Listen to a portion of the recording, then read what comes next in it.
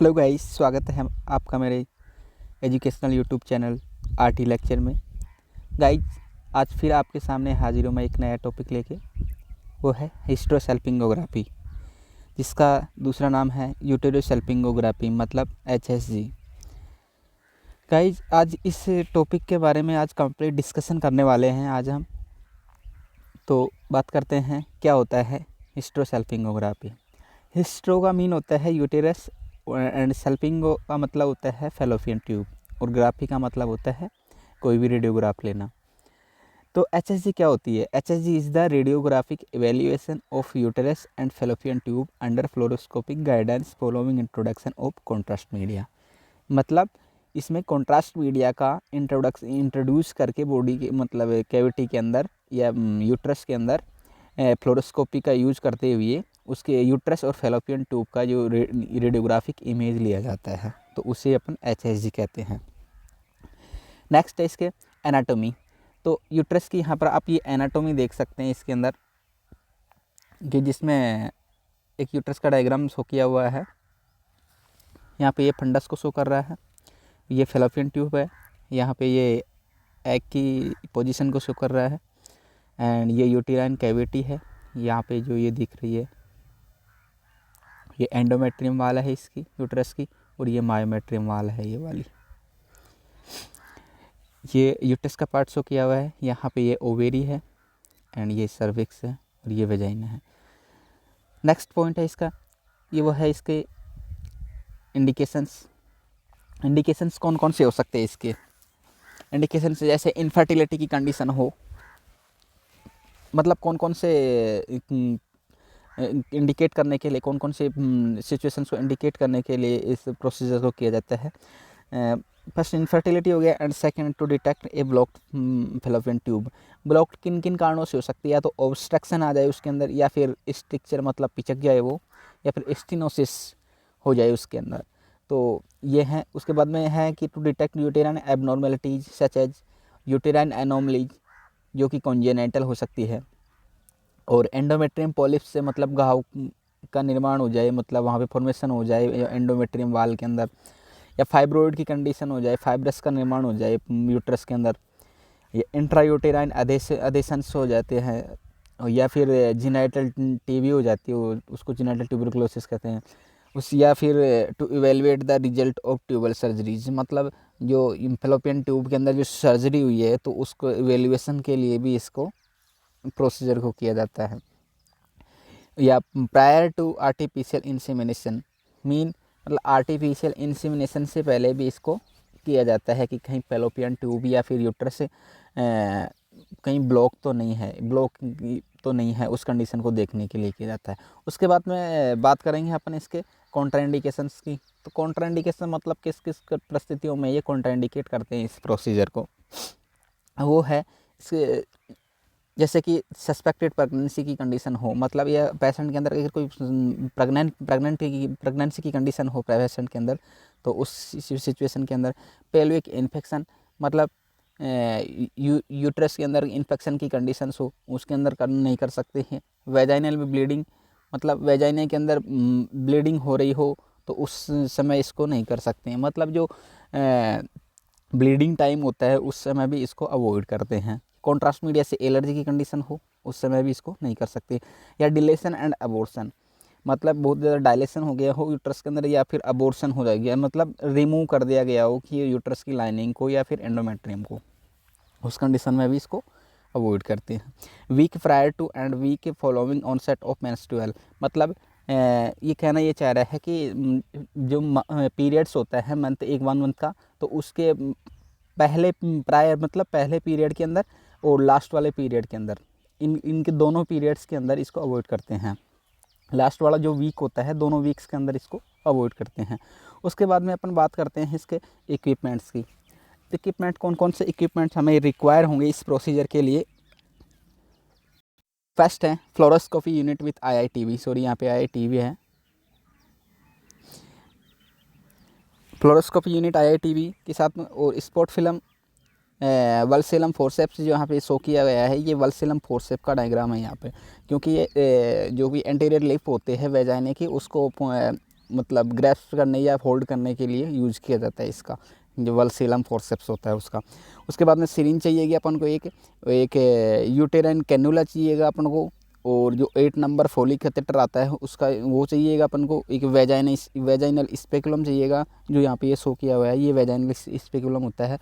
Vaginal speculum क्या होता है कि इसको वेजाइना के अंदर इंट्रोड्यूस करके थोड़ा वेजाइना के जो मार्ग होता है उसको थोड़ा चौड़ा करने के लिए इसका यूज़ किया जाता है। जो यहाँ से पकड़ते हैं इसको दोनों सामने वाली उंगलियों से यहाँ से, और ये पीछे से अंगूठे से दबाते हैं, तो ये आप यहाँ से खुल जाता है, यहाँ पे इस तरफ चला जाता है ऐसे। उसके बाद में ग्लव्स चाहिएंगे, और लोकल एनेस्थीसिया, एंटीसेप्टिक सॉल्यूशन और कॉन्ट्रास्ट मीडिया, ये सब चीज़ें अपन को इस प्रोसीजर के दौरान चाहिएंगी। उसके बाद बात करते हैं अपन कॉन्ट्रास्ट मीडिया की। तो कॉन्ट्रास्ट मीडिया इसके अंदर वाटर सोल्यूबल LOCM या HOCM यूज़ कर सकते हैं, जिसकी 10 से 20 ml क्वांटिटी होती है, या डोज कह सकते हैं इसको। तो इसमें LOCM या HOCM की बात करें तो यूरोग्राफिन है जैसे कि, और आयोएक्सोल है। यूरोग्राफिन 60% है, आयोएक्सोल ओमनियोपेक दोनों का यूज कर सकते हैं इसके अंदर। उन दोनों की 10 से 20 ml मात्रा यूज करते हैं इसमें। उसके बाद में बात करते हैं ये जैसे लिपिड, कभी कभार क्या होता है, पहले लिपिड सोल्यूबल कॉन्ट्रास्ट मीडिया का यूज़ किया जाता है, जिसे लिपिडो कहते हैं। तो उसको बाद में यूज़ नहीं किया गया, बहुत पहले यूज़ किया जाता था उसको, क्योंकि ये क्या कर देता था कि ये रेजिड्यू या ऑयल एम्बोलिज्म की कंडीशन को बढ़ाता था ये यूट्रस के अंदर, मतलब ऑयल के एम्बोलिज्म ड्रॉपलेट बन जाते थे यूट्रस के अंदर। और ये क्या करता था कि recommended due to delayed absorption, मतलब इसका एब्जॉर्प्शन ये क्या था कि बहुत लेट होता था, इसलिए इसको डिले किया गया, मतलब इसको रोका, यूज कम किया गया इसका। आइडियल टाइम ऑफ प्रोसीजर का आइडियल टाइम कब किया जाता है ये प्रोसीजर किया जाता है between 8th and 10th day of menstrual cycle, मतलब मेंस्ट्रुअल साइकिल के 8th और 10th डे के बीच में ये प्रोसीजर को परफॉर्म किया जाता है। 2 to 3 days after the stoppage of menstruation, मतलब मेंस्ट्रुएशन के 2 से 3 दिन के बाद में किया जाता है, मतलब जैसे मेंस्ट्रुएशन बंद हो गया तो उसके 2 या 3 दिन बाद में इसको कर सकते हैं इस प्रोसीजर को। या फिर कह सकते हैं कि before 12th days, because oocyte undergo meiosis during this time is radio sensitive. या 12th डे के बाद में, 12th डे से पहले कर सकते हैं, क्योंकि 12th डे के बाद में क्या होता है कि जो मियोसिस है, जो oocyte होती है ना, वो मियोसिस की अंदर चली जाती है, और जो कि रेडियो सेंसिटिव कंडीशन होती है, इसलिए 12th डे से पहले करते हैं इसको। उसके बाद में अपन बात करते हैं तो इसके नेक्स्ट आता है इसका पेशेंट की प्रिपरेशन कैसे की जाती है पेशेंट को कैसे प्रिपेयर किया जाता है प्रोसीजर के लिए। तो सबसे पहले patient must abstain from sexual intercourse between booking the appointment and the time of examination. मतलब ये है कि पेशेंट को सेक्सुअल इंटरकोर्स मतलब सेक्स नहीं करना चाहिए। कब कब नहीं करना चाहिए, एक तो अपॉइंटमेंट और जो एग्जामिनेशन का टाइम होता है ना, उस टाइम पीरियड के बीच में पेशेंट को कोई सेक्सुअल इंटरकोर्स से दूर रहना चाहिए पेशेंट को। उसके बाद में है patient should be fasting 4 hours prior to the procedure, मतलब 4 घंटे के लिए प्रोसीजर से पूर्व 4 घंटे तक फास्टिंग होनी चाहिए पेशेंट की, मतलब कुछ भी खाना पीना नहीं है, NBM होना चाहिए पेशेंट का। उसके बाद में ब्लैडर को भी एम्प्टी करवा लिया जाता है एसएजी से पूर्व पेशेंट के।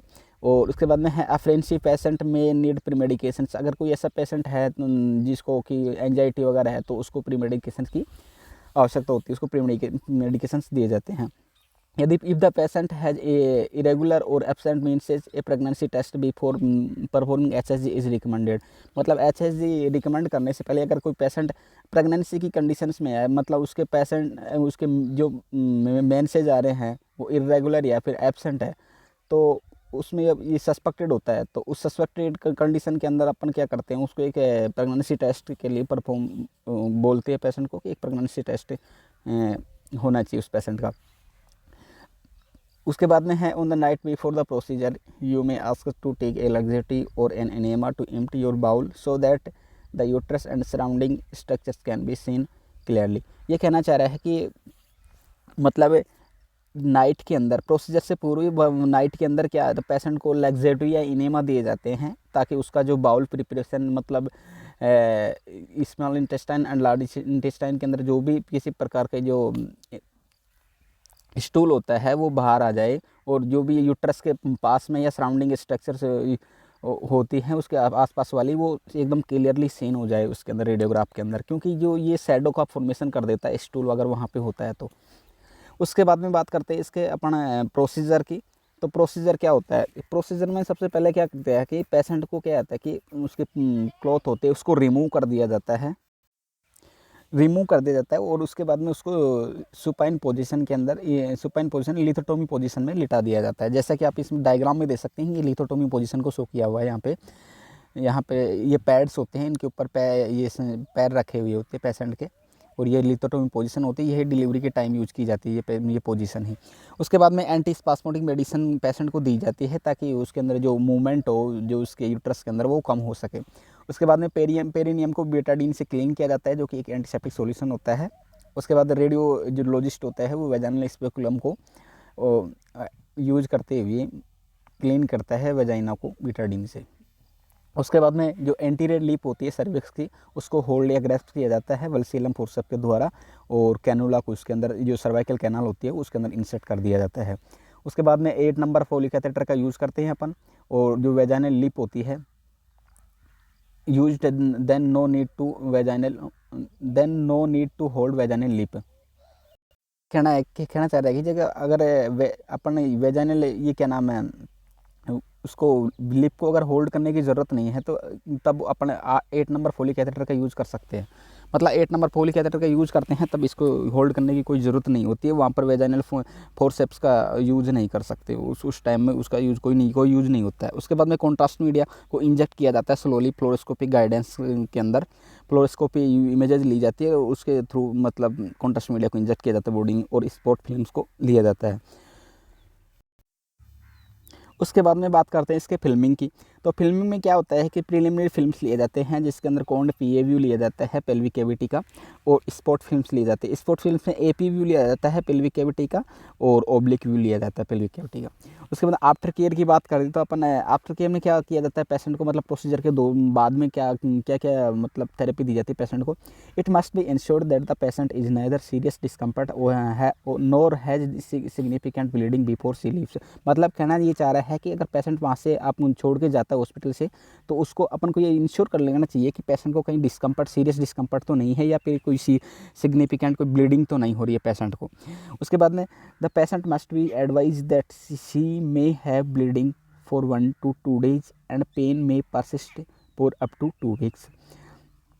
पेशेंट को ये एडवाइस कर देना चाहिए कि उसको 1 या 2 से दिन तक ब्लीडिंग हो सकती है, या पेन की कंडीशन हो सकती है जो कि 2 वीक तक हो सकती है ये, और ब्लीडिंग हो सकती है 1 या 2 दिन तक। उसके बाद में बात करते हैं अपन कॉम्प्लिकेशंस। इस प्रोसीजर के दौरान कौन कौन से कॉम्प्लिकेशंस आते हैं, तो वो हो सकता है कि पेन हो सकता है, पेल्विक कैविटी में इन्फेक्शन हो सकता है, ब्लीडिंग की कंडीशन हो सकती है यूट्रस के अंदर, एंड लिम्फेटिक इंटरवेजेशन हो सकते हैं, इंटरवेंशन हो सकते हैं, इंटरवेजेशन है सॉरी यहाँ पे ये इंटरवेजेशन की कंडीशन हो सकती है यहाँ पे, मतलब। और उसके बाद में प्रेगनेंसी इरेडिएशन हो सकते हैं, अगर प्रेग्नेंट है तो एलर्जिक रिएक्शंस हो सकती हैं, और यूटेराइन परपोरेशन की कंडीशंस होती हैं। ये सभी जो कॉम्प्लिकेशंस हो ये प्रोसीजर के दौरान हो सकते हैं। उसके बाद में like share and subscribe to my educational YouTube channel RT Lectures and press the bell icon for next video notification. If you like my content, please support this channel. Thank you so much guys for watching my videos.